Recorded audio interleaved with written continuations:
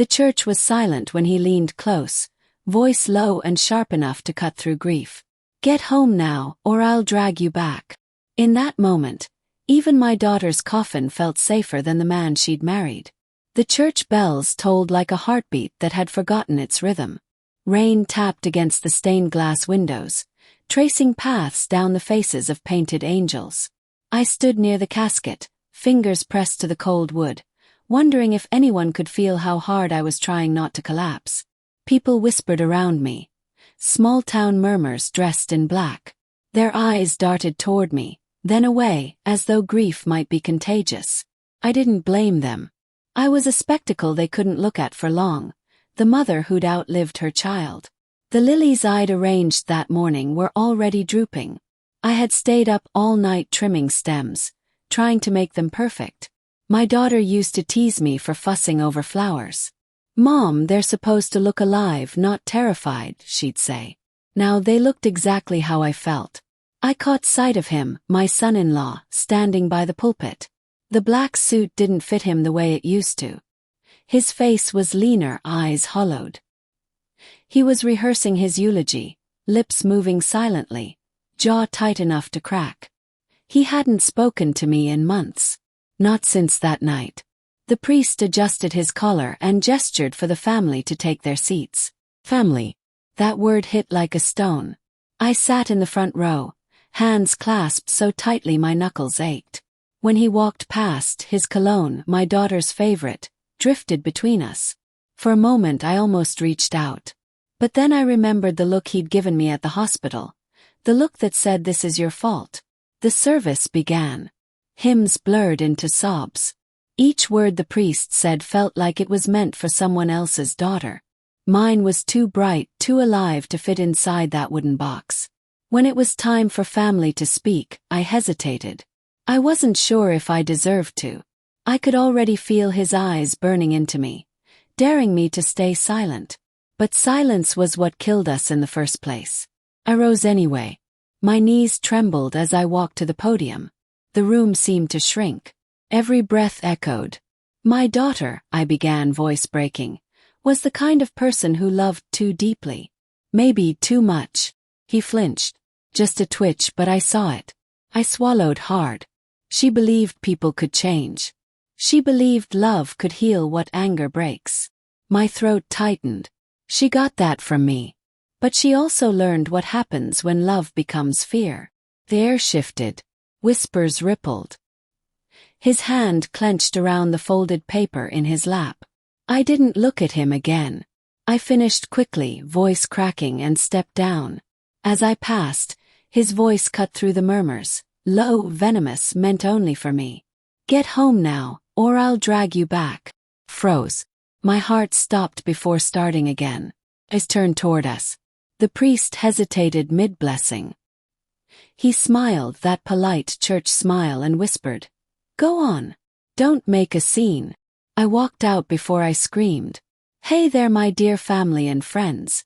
If you're already tuned in and ready to enjoy this story, hit that subscribe button, and drop a comment telling me where you're watching from. Because tomorrow I'll be bringing you another story just as captivating, and you definitely don't want to miss it. Now back to the story. Outside, the rain had turned to mist, soft but relentless. I stood under the old oak tree, the one my daughter used to climb, and watched the mourners spill from the church. He followed minutes later, face unreadable. He didn't say another word, but his message was clear. You don't get to grieve her. You lost that right. And for the first time since the accident, I realized, grief can be a weapon too. If someone you loved blamed you for something you couldn't change, would you defend yourself, or carry the guilt in silence? Tell me in the comments. What would you have done? The air outside the church clung to my skin, that kind of damp cold that made even breathing feel like effort. I wanted to disappear before anyone came out, but the town was small, and eyes were everywhere. Mourners offered awkward condolences as they passed. She was such a light, they said. God must have needed her more. Each phrase felt like a blade disguised as comfort. When I finally reached my car, he was already there, waiting, leaning against the hood like he owned the ground I stood on. His suit was soaked from the drizzle, but his expression was dry, hard. "I told you not to speak," he said. No anger in his tone. That made it worse. It was calm, rehearsed, the kind of voice that made you obey before you even realized you had. "I had every right," I said quietly, unlocking the door. He grabbed it first, slammed it shut. "Every right." He laughed once, sharp, humorless. "You had every right to stand up there and make me look like a monster?" I looked at him. "I didn't say your name. You didn't have to." His voice broke on the last word. For a heartbeat I saw it, grief raw and human. But then it vanished, swallowed by rage. "She's gone because of you," he said. "You filled her head with poison, told her to leave me, to fight me too.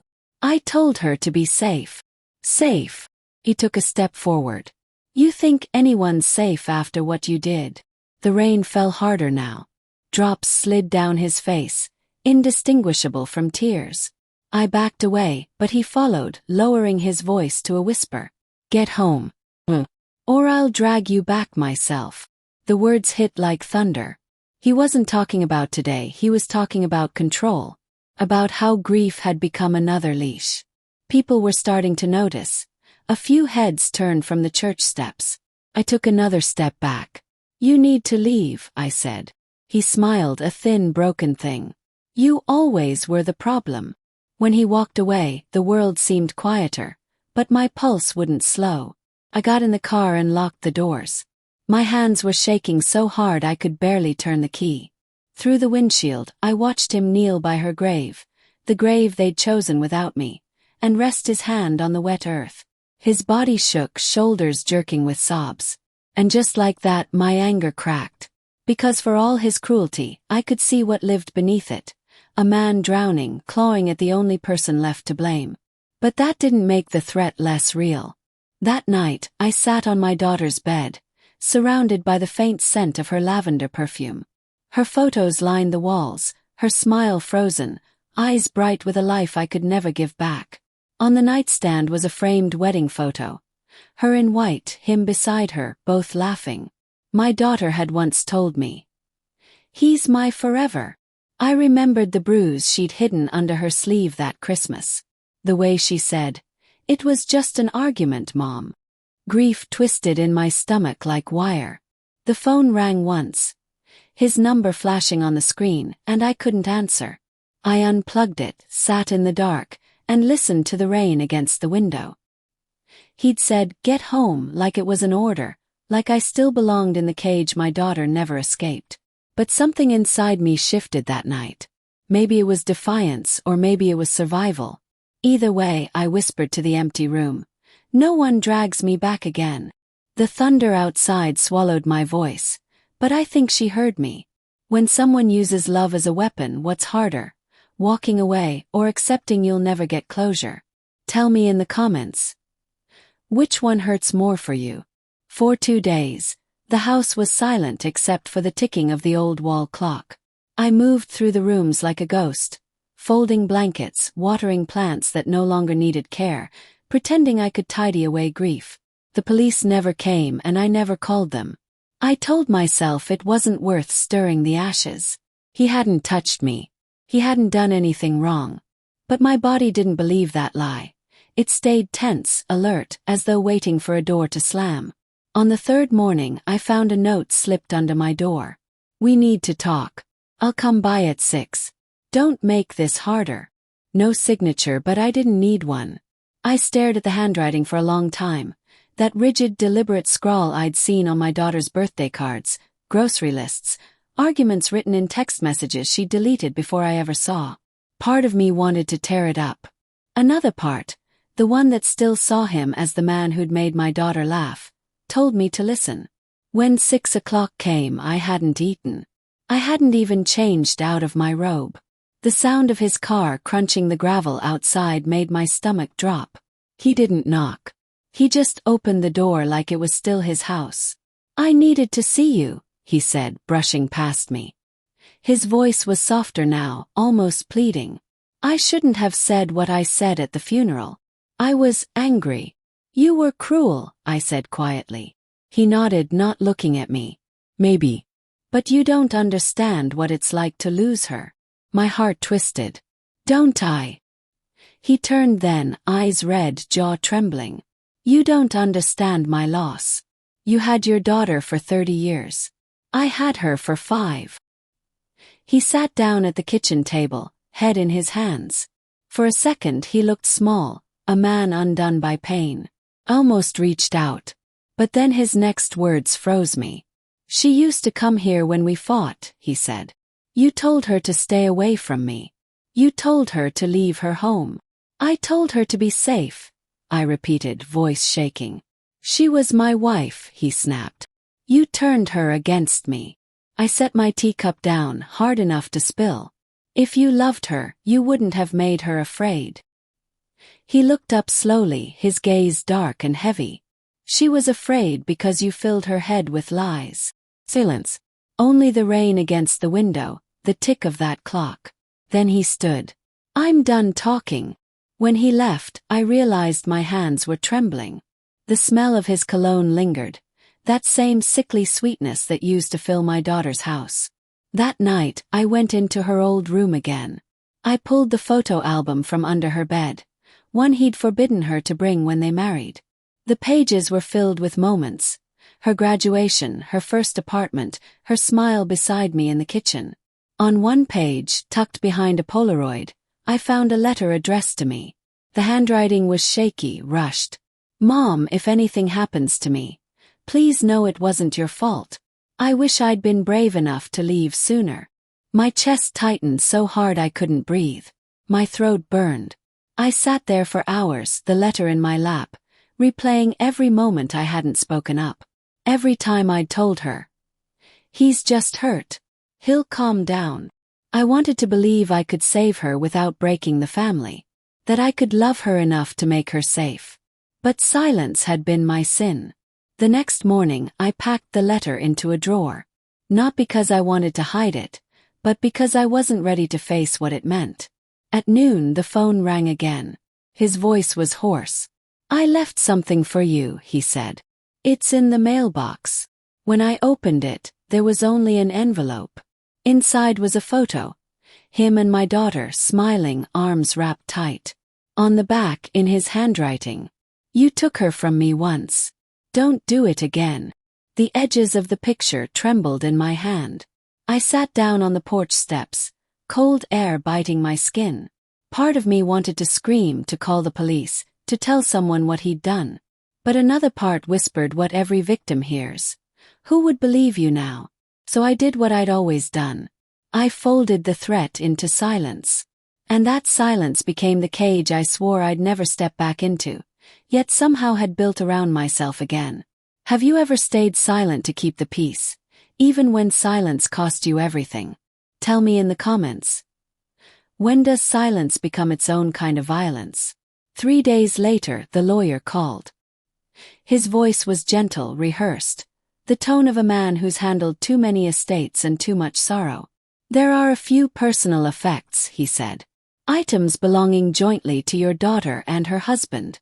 We'll need both of you to go through them before they're released. I wanted to say no.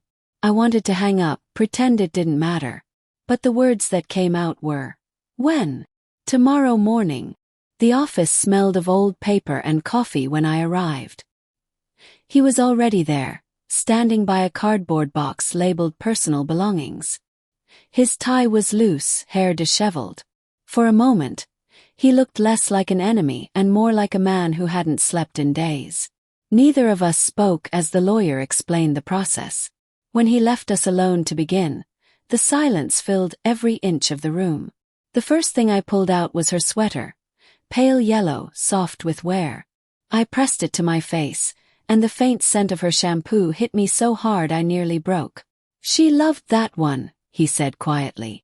His voice was almost kind. He nodded. She wore it the day you met. He smiled for the first time in months. Yeah. She spilled coffee on me. We both laughed, but it was short and brittle. He reached into the box and pulled out a photo album. The pages stuck together slightly from humidity. She made this for our anniversary, he said. His thumb traced a picture of their honeymoon. Her hair whipping in the wind, eyes closed, laughter caught mid-motion. I didn't deserve her. The honesty in his tone startled me. For a heartbeat, I saw the man my daughter had once loved, not the monster that grief had made of him. She believed you did, I said softly. He looked up, something breaking in his eyes. Did she tell you about the fights?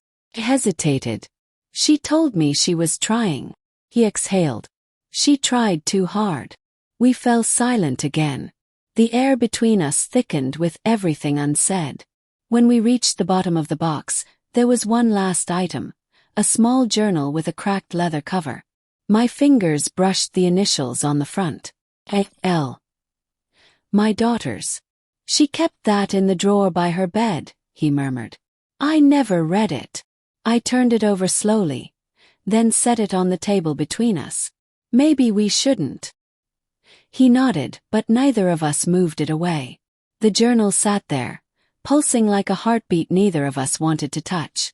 Finally he said, we can decide later.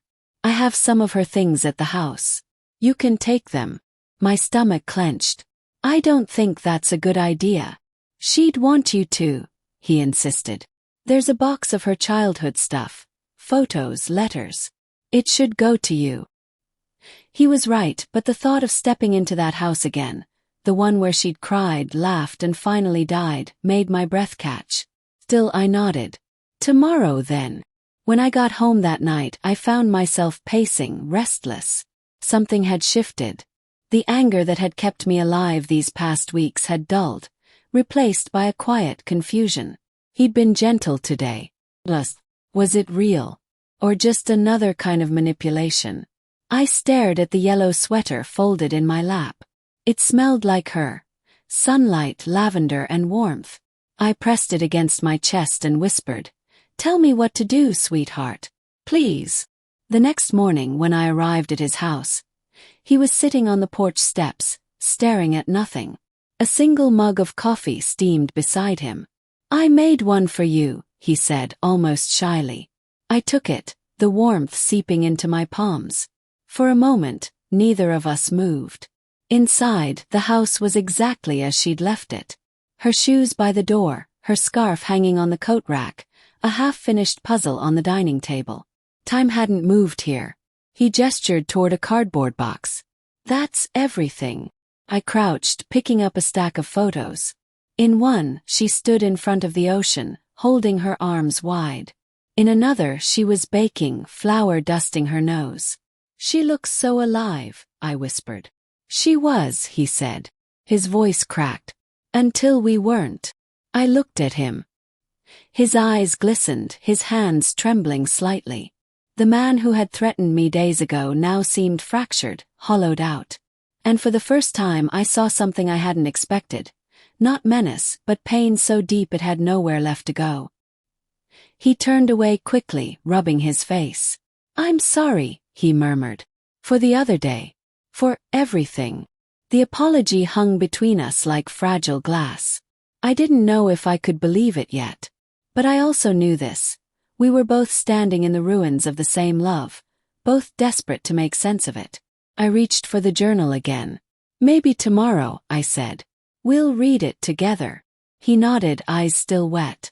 "Tomorrow." And for the first time since the funeral, we didn't feel like enemies. Just two broken people clinging to the same ghost. When someone who's hurt you shows remorse, do you trust it, or protect yourself first? Tell me in the comments. What would you do if forgiveness knocked on your door? The next morning, the world was gray, one of those days where even the sunlight felt hesitant. I drove to his house in silence, the journal resting on the passenger seat beside me. The cracked leather cover looked fragile, as though time itself had bruised it. He opened the door before I could knock. His eyes were red, his clothes wrinkled. The house smelled of stale coffee and something heavier, grief that had settled into the walls. "I didn't sleep," he said. "Me neither." We sat at the dining table again, the journal between us like a boundary neither of us knew how to cross. Finally he nodded toward it. "You should open it." My hands shook as I untied the ribbon. The first page was dated 2 years ago. He says he loves me. I believe him. But sometimes love feels like a cage. Beautiful, golden, but still a cage. My throat tightened. The next entry came weeks later. We fought again. He says I make him angry on purpose. Maybe I do. Maybe I like seeing him feel something. He exhaled sharply. I didn't mean to hurt her. I just couldn't stand when she pulled away. I didn't answer. I turned another page. Mom told me once that silence can be love too. But I don't think she knew how lonely that sounds. The words blurred through my tears. Silence, the thing I'd always used as peace, had been her isolation. I looked up, voice trembling. She was reaching out to both of us. And we were both too scared to hear her. He covered his face with his hands. She told me she was tired. I thought she meant tired of fighting. Not. His voice broke. Not tired of living. We sat there, drowning in our own mistakes. Every word in that journal was a mirror, showing us the pieces of her we had both failed to protect. Halfway through, there was an entry written in shaky ink, the lines uneven. If anything ever happens to me, I want them to know, I forgive you. Both of you. But please don't waste your lives trying to carry me. I want peace. Promise me you'll find it too. The words blurred again. I pressed my palm to the page, as if I could feel her heartbeat beneath it. He whispered, "She wrote that 2 days before." I know. Silence swallowed us again, but it was different now. Not hostile, hollow. He stood and walked to the window, staring out into the rain. "She wanted to leave me," he said quietly. "She packed a bag. Said she was going to stay with you. I begged her not to. I told her I'd change. She believed you," I murmured. "I meant it," he said. His shoulders shook. "God, I meant it." His voice cracked on the last word, and something inside me softened. For all his cruelty, for all the damage, there was truth in his pain, the kind of truth that destroys and redeems in the same breath. "I told her to stay with you," I admitted. "She called me that night, said she was scared, and I told her to give you another chance. I thought love was enough." He turned, disbelief flashing across his face. "You told her to stay." Tears filled my eyes. I thought I was doing the right thing. I thought marriage meant patience. We stared at each other. The terrible symmetry of guilt laid bare between us. "She died driving home that night," I whispered. "You were fighting." She was crying. And I told her to go back. He sank into a chair, head in his hands. "So it's both our fault." "No," I said softly. "It's no one's fault anymore. She forgave us." He laughed. Not cruelly but hollowly. "Forgiveness doesn't bring her back." "No," I said. "But it might save us." We sat in silence for a long time. The journal lay open between us, the ink beginning to smudge where our tears had fallen. Then he reached into his pocket and pulled out something small, a bracelet made of pale blue beads. "She wore this every day," he said. "It broke the night she left. Fixed it. I thought maybe you should have it." I took it carefully, the beads cool against my palm. "Thank you." His hand brushed mine as he let go. For the first time it didn't feel like a threat. Felt like release. Outside the rain had stopped. Light filtered through the clouds, soft and clean. And for the first time I felt something I hadn't in months. A quiet, trembling kind of hope. If you discovered the truth too late, that you'd been part of someone's pain, could you forgive yourself? Tell me in the comments. What does redemption look like after loss? That night I couldn't sleep. The bracelet lay on the table beside me, its blue beads catching the dim lamplight like drops of frozen rain. I traced it with my fingers, feeling the weight of every memory it carried. Laughter, fear, love, loss. I made tea and sat by the window, staring out at the moonlit yard. The world was still, hushed. For the first time, the silence didn't feel like punishment. Felt patient. A soft knock broke it. When I opened the door, he stood there, tired, uncertain, a shadow of the man who'd once terrified me. I couldn't sleep, he said. I keep hearing her voice. Come in, I said quietly. We sat at the kitchen table, the same one where he'd once accused me of destroying his life. Now he stared at his mug like it might offer answers. She used to sing in the shower, he said, a faint smile tugging at his lips. Off key. Always the same song. Can't help falling in love. I used to tease her for it. Drove her crazy. I laughed, surprising both of us. She used to sing that when she helped me cook. We'd burn dinner every time.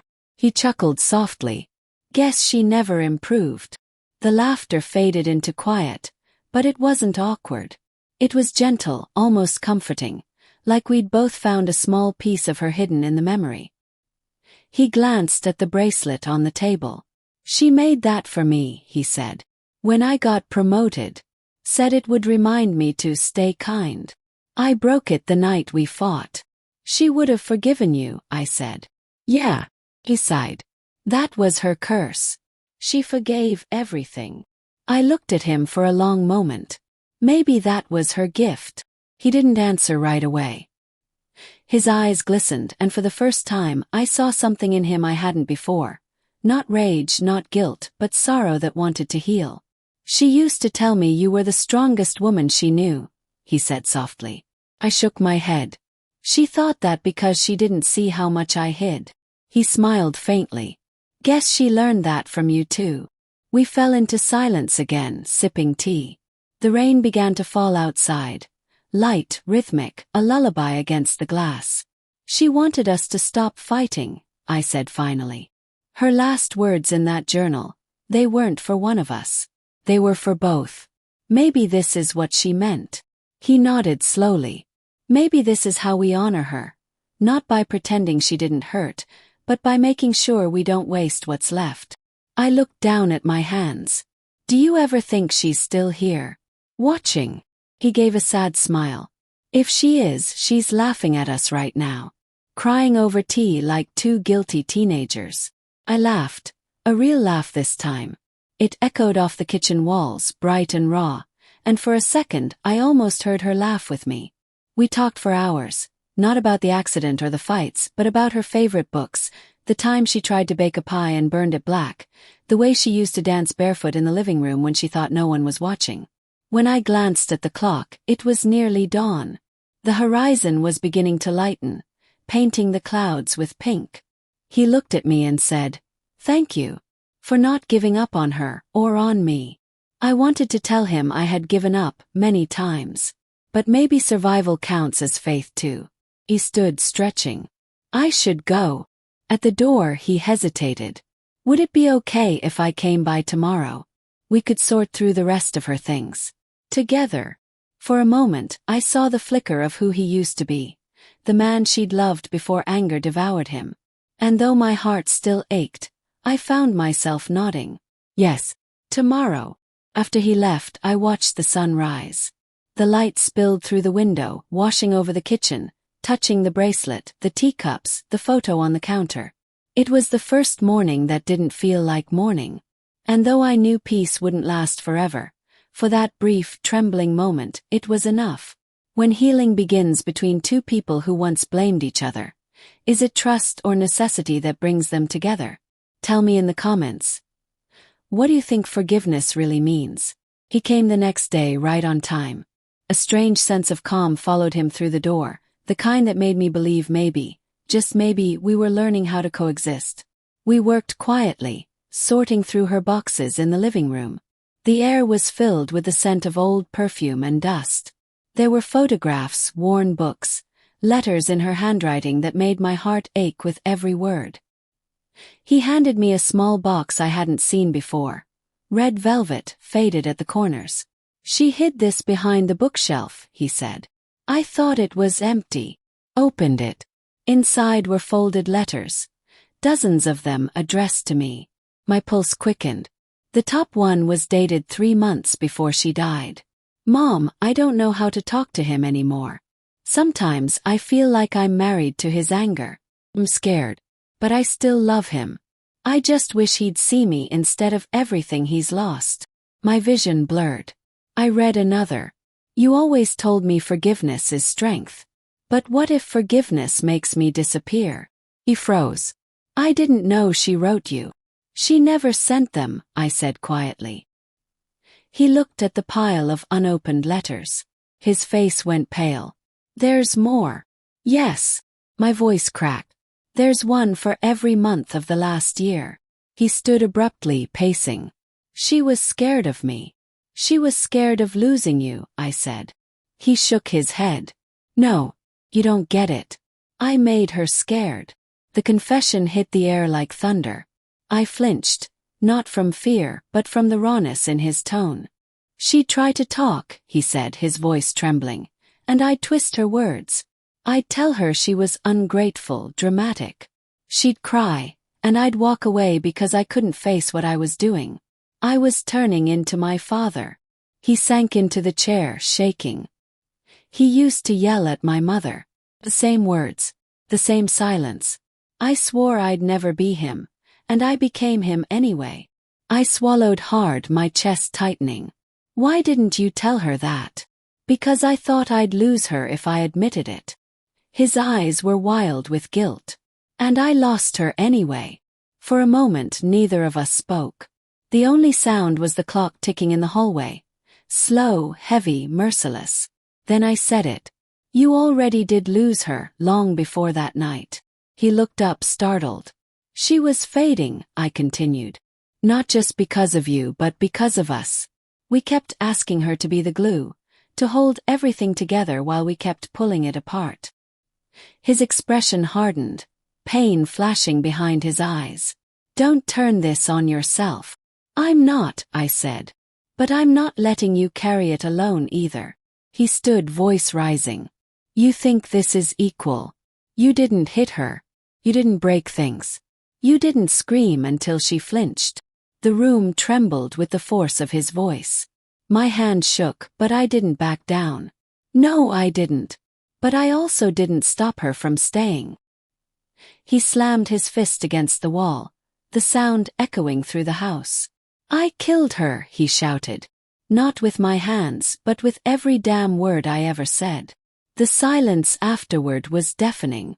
I felt tears streak down my face. If she were here right now, she'd tell you that's not true. She forgave you, even when she shouldn't have. He turned toward me, eyes red, voice breaking. Then why can't I forgive myself? That question, raw, desperate, broke something in me. I reached for the journal, flipping to the last page. Her handwriting was faded, uneven. If love means anything, it means letting go before the darkness wins. Don't become what hurt you. Be softer, even when it's hard. I read it aloud. When I looked up, his face was wet with tears. He shook his head slowly. I can't. I don't know how. You start by forgiving the version of you that didn't know better, I said softly. Then you learn how to be someone she'd still recognize. He sank to the floor, trembling. I don't deserve that. I knelt beside him. None of us do. But she wanted it anyway.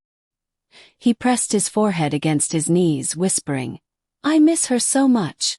I know, I said. So do I. For a long time we stayed there. Two broken people in the middle of a living room full of ghosts. But even in the wreckage, something began to shift. It wasn't forgiveness. Not yet.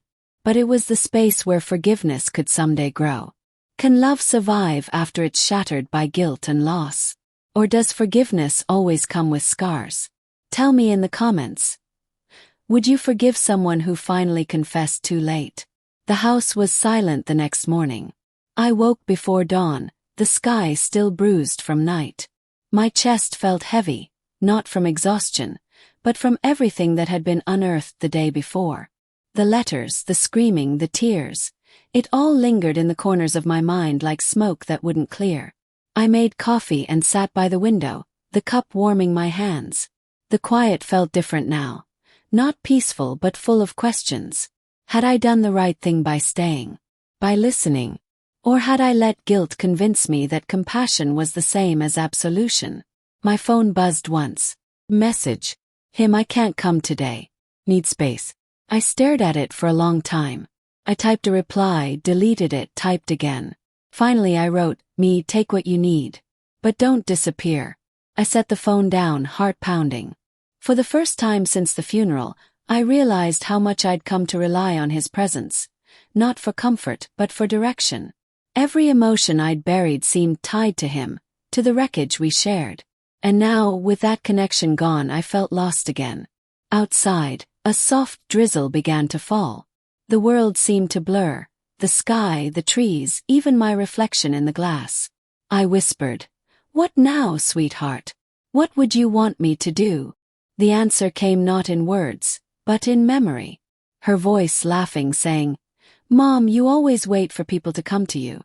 Maybe sometimes you have to go to them." I grabbed my keys. When I reached his house, the front door was open. Not wide, but enough to show he hadn't locked it. I knocked anyway. No answer. Inside, the air felt thick, stale. His jacket hung over a chair. A half-empty glass sat on the counter. On the table, the journal lay open. The page read, "If you're reading this, it means you've finally stopped running. Thank you for trying. Thank you for loving me, even if it hurt." He sat on the floor by the couch, head in his hands. His phone was on the ground beside him, the screen still lit with a message draft. "I don't know how to live with what I did." I knelt beside him. "Then don't live with it," I said softly. "Live beyond it." He didn't look at me at first. I keep replaying that night. Every word, every second. I begged her to stay.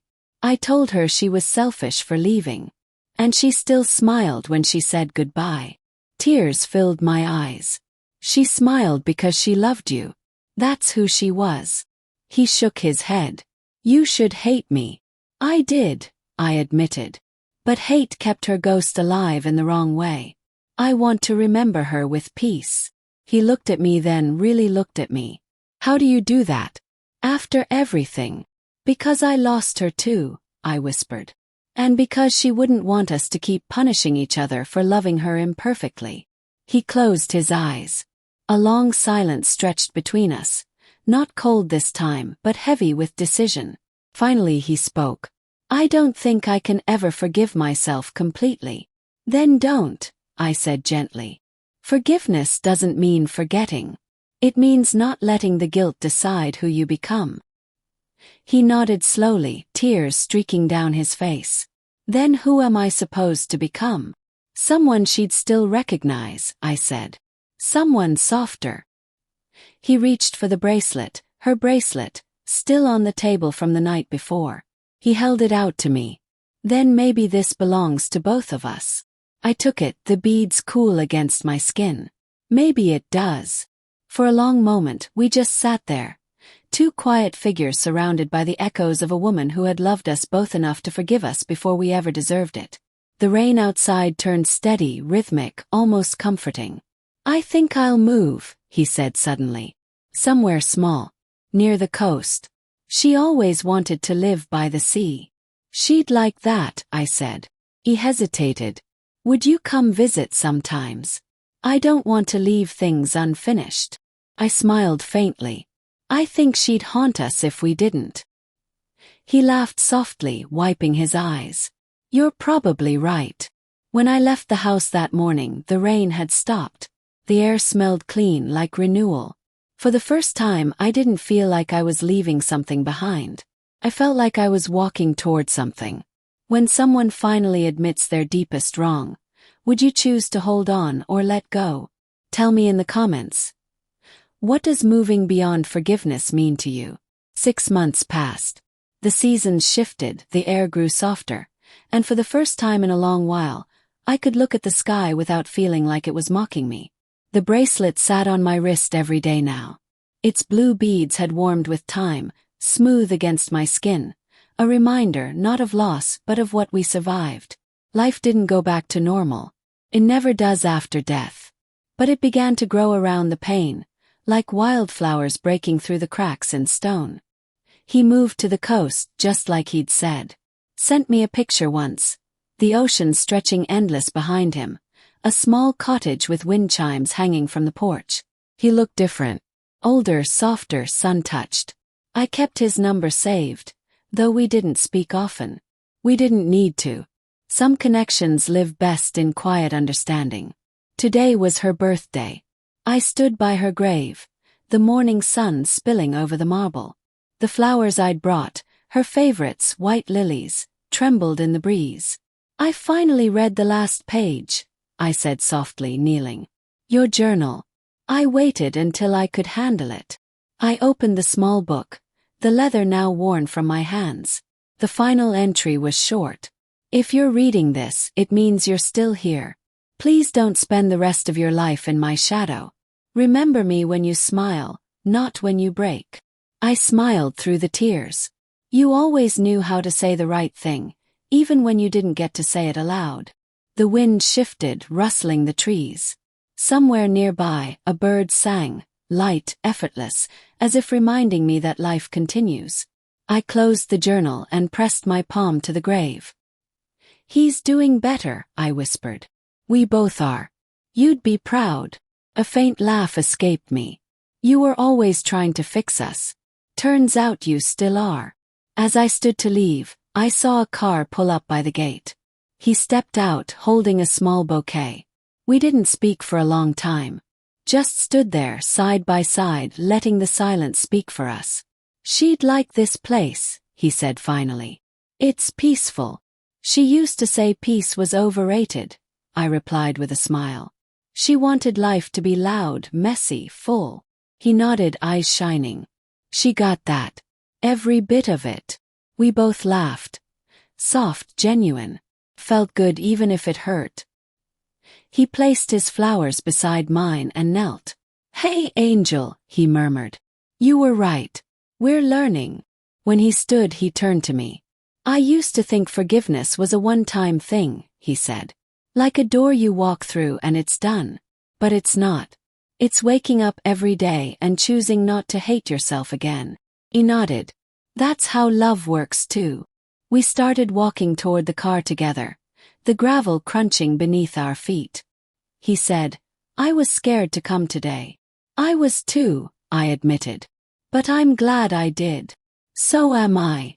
As we reached the car, he opened the passenger door for me. The gesture was small, but it felt like a lifetime's worth of apology wrapped in silence. When he drove, the road wound through tall trees and sunlight. We didn't speak, just listened to the sound of the wind rushing through the open windows. After a while, I said quietly, I've been thinking of starting something. A support group for parents who've lost children. Maybe for partners too. He glanced over, eyes thoughtful. She'd love that. She would. Smiled. Maybe that's how we make her proud, by helping others survive what we couldn't save. He nodded. Count me in. We stopped at a cliff overlooking the ocean, the same place from the picture he'd sent me. The waves stretched out endlessly, the horizon glowing gold under the afternoon sun. He took a small jar from his pocket, filled with sand, shells, and one single blue bead. I kept one from her bracelet, he said. Wanted to let it go here. I felt tears welling up again. She'd like that. He unscrewed the lid and let the bead fall into the wind. It caught the sunlight, a flash of blue, before disappearing into the waves below. We stood in silence for a long while. The ocean roared, fierce and eternal, and for the first time it didn't sound like mourning. Sounded like release. He turned to me. Do you think she forgave us? I smiled through the tears. I think she never stopped. He nodded, exhaling shakily. Then maybe it's time we forgive ourselves too. The wind picked up, warm and steady, carrying the scent of salt and possibility. I reached into my bag and pulled out the journal, her journal, one last time. I tore a single page from it, the one with her handwriting that read, Don't live in my shadow. Together we folded it, pressed it between our palms, and let it drift into the ocean breeze. It lifted, caught the light, and vanished, not lost but free. As the last of the sun dipped below the horizon, I whispered, Goodbye, my girl. We'll be okay now. And I meant it. The grief didn't vanish that day. It never will. But it changed shape. From an open wound to a scar that reminded me I had loved deeply, fiercely, truly. And that, I realized, was the point all along. Thank you for staying with us until the very end of this video, and I'm confident you enjoyed it. We've got plenty more exciting and heartwarming stories waiting for you. Just click on the image on your screen to watch the next one.